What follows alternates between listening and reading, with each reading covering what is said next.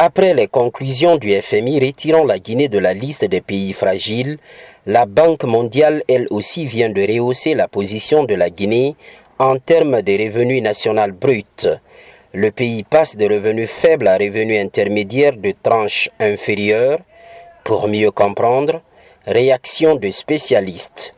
Le revenu national brut, c'est le PIB, plus les revenus que les Guinéens qui sont à l'étranger envoient.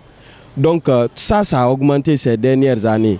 Et le classement qui paraît chaque 1er juillet, la Banque mondiale a recalculé cela. La Guinée aujourd'hui est passée, quand tu vois le revenu national brut de la Guinée reparti à l'ensemble de la population, on a dépassé 1185 $. Donc ce qui nous envoie automatiquement dans cette catégorie-là. Donc c'est une excellente nouvelle pour le pays. Il faut s'en féliciter les autorités pour cela parce qu'ils ont capitalisé sur l'acquis. Sans doute, ce reclassement ouvrira la voie à de meilleures perspectives économiques, comme l'absorption de nouveaux financements. Ce n'est pas parce qu'on va nous donner chacun 1 000 $, à tous les Guinéens, non. C'est que le pays va avoir de nouvelles perspectives. Il va avoir la possibilité, par exemple, de noter sa dette. Il va avoir la possibilité d'aller sur les marchés financiers pour faire de nouveaux emprunts. Parce que quand tu étais fait pays à faible revenu, comme le dit l'adage, on ne prête qu'aux riches. Donc quand tu es pays pauvre à ce faible revenu, il y a certains prêts auxquels tu n'as pas accès. Mais avec ce nouveau statut, la Guinée peut demander maintenant d'accéder à de nouveaux fonds, comme par les eurobonds.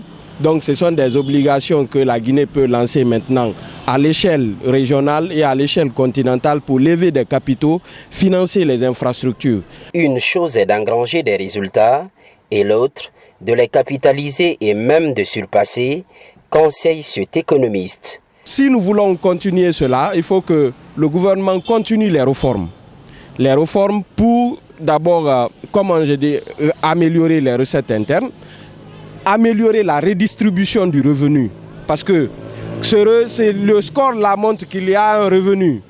Mais est-ce que tout le monde le perçoit? Est-ce que chaque citoyen perçoit ça dans son quotidien? Non. C'est pourquoi des mécanismes comme les transferts d'argent par l'ANIES, comme les projets de haute intensité de main-d'œuvre qui vont être réalisés pour permettre de transférer des revenus à des couches comme les jeunes, comme les femmes sont importants. Et il faut désenclaver les zones de production agricole pour toucher le maximum de Guinéens qui sont dans les hameaux, dans les villages. Pour l'heure, la Guinée et la Zambie sont les deux pays africains qui changent de statut en termes de revenus.